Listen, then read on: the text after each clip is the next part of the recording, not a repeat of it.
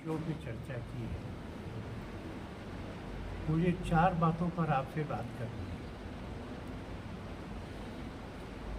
हमारे कॉन्स्टिट्यूशन की ये डायरेक्शन है आर्टिकल 44 में कि सेंट्रल गवर्नमेंट भी और स्टेट गवर्नमेंट इस बात के लिए कोशिश करेंगे कि सारे भारत के लिए, सब नागरिकों के लिए एक यूनिफॉर्म सिविल कोड हो, समान नागरिक संहिता। ये एक कॉन्स्टिट्यूशनल डायरेक्टिव और इसलिए हमको इस बात पर संतोष है कि सेंट्रल गवर्नमेंट के रिकमेंडेशन पे लॉ कमीशन इस पर विचार कर रहा है। हम चाहेंगे कि ये विचार जल्दी पूरा हो, पर हम ये भी चाहेंगे कि जितने भी स्टेक होल्डर्स हैं सबसे राय ली जानी चाहिए, सबको अपनी बात कहने का मौका होना चाहिए और फिर जहाँ जहाँ जो बहुत अच्छा है वो ले लें। ये हिंदू लॉ का एक्सटेंशन नहीं है, मुस्लिम लॉ में, क्रिश्चियन लॉ में जो जो भी अच्छा लगे ऐसा करके एक यूनिफॉर्म सिविल कोड बने। एक दूसरी भी बात की जरूरत है। संविधान में सेक्शन 244 में, 371 में, 5th और 6th शेड्यूल में, बाकी जगह पर इस देश में शेड्यूल ट्राइब्स के साथ में कुछ प्रोटेक्शंस दिए गए हैं, कुछ प्रॉमिसेस किए गए हैं और इसलिए उन सब प्रोटेक्शंस और प्रॉमिसेस को कंसिडर करके यूसीसी बनना चाहिए। जैसे नागालैंड के बारे में ये है कि उनके जो फैमिली लॉ हैं, कस्टमरी लॉ हैं, उसमें कोई केंद्रीय कानून तब तक लागू नहीं होगा जब तक वहाँ की विधानसभा उसको स्वीकार नहीं करे।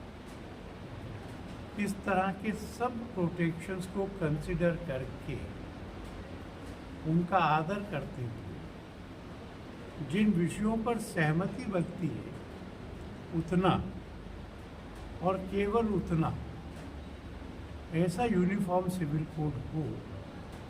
अभी जो हिंदू लॉज हैं उसमें भी ये एग्जेम्पशन है कि ये किसी भी ट्राइब पर तब लागू होते हैं जब सेंट्रल गवर्नमेंट उसको नोटिफाई करता है। तो कॉन्स्टिट्यूशनल प्रोटेक्शंस के लिए शेड्यूल ट्राइब्स के बारे में जो है उन प्रोविजंस को कंसिडर करते हुए, रेस्पेक्ट करते हुए यूनिफॉर्म सिविल कोड जल्दी बने, ऐसा हमारा मानना है। हमको लगता है कि कॉन्स्टिट्यूशन के प्रीएम्बल में जो डिग्निटी की बात कही गई है, आर्टिकल 14 में जो इक्वेलिटी की बात कही गई है, तो महिलाओं की गरिमा, महिलाओं की समानता, और इसलिए आज के युग में ये ठीक नहीं है कि एक व्यक्ति 4 पत्नियां रखे। ये ठीक नहीं है कि वो एक तरफा तलाक दे सके। ये ठीक नहीं है कि तलाक देने के बाद में उसको मझधार में छोड़ दिया जाए और उसके मेंटेनेंस की व्यवस्था ना हो।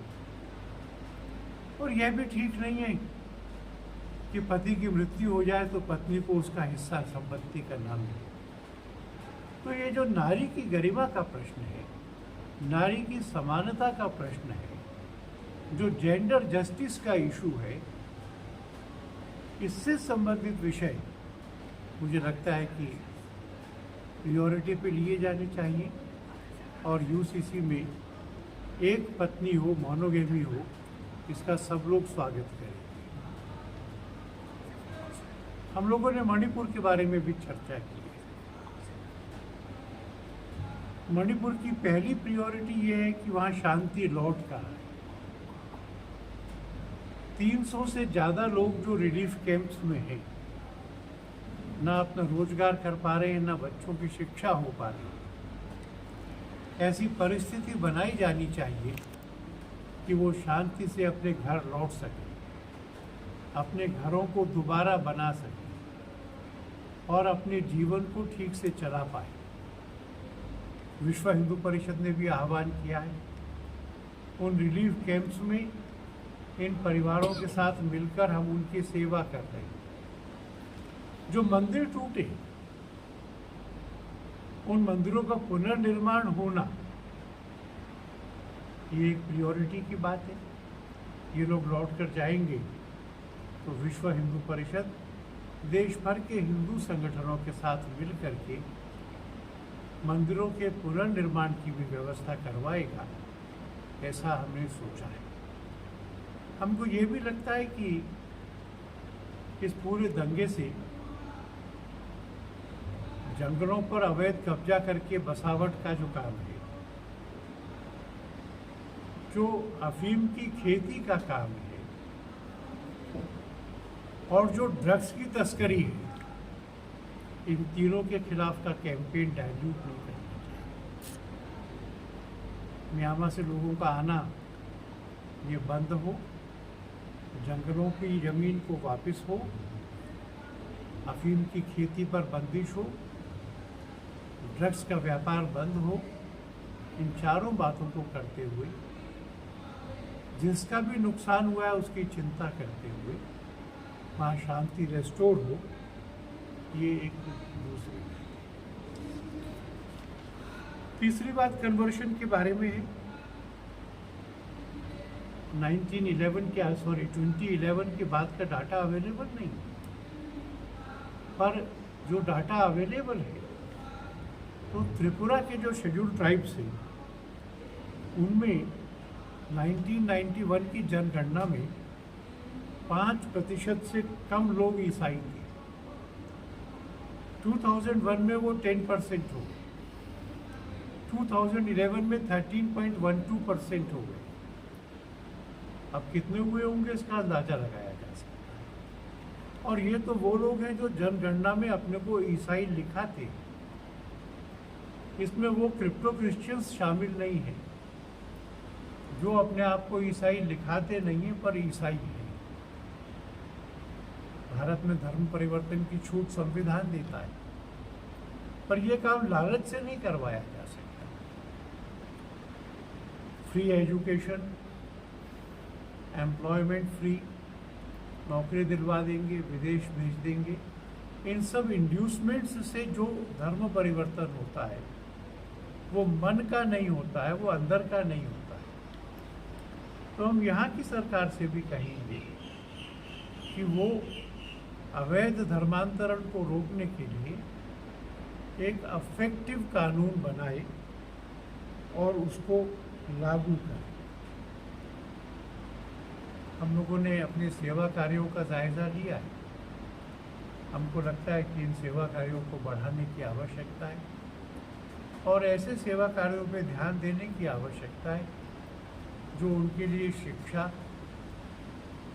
कौशल, स्वास्थ्य और रोजगार सृजित करते हैं। Education, skills, health and their self employment, इन कामों को हम आगे आने वाले दिनों में तेज करेंगे। हिंदू समाज में विश्वास जगाने के लिए बजरंग दल प्रत्येक ब्लॉक तक 31 सितंबर से 15 अक्टूबर के बीच में शौर्य यात्राएं निकालेगा।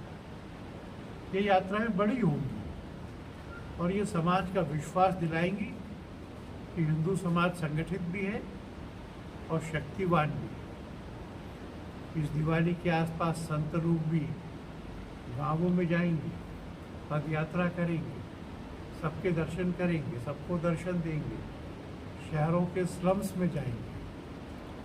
और मैं इस बात के लिए देश की जनता को भी बधाई दूंगा कि जनवरी में भगवान राम जी अपने जन्म स्थान पर विराजमान हो जाएंगे और हम सब ने फैसला किया है कि उनके अभिषेक के लिए यहाँ पर भी जो पवित्र कुएं हैं, नदियाँ हैं, तालाब हैं, उनका भी 200 ग्राम जल ये अयोध्या जाएगा और सारे विश्व के पुण्य स्थानों के जल को मिलाकर उससे राम जी का अभिषेक होगा।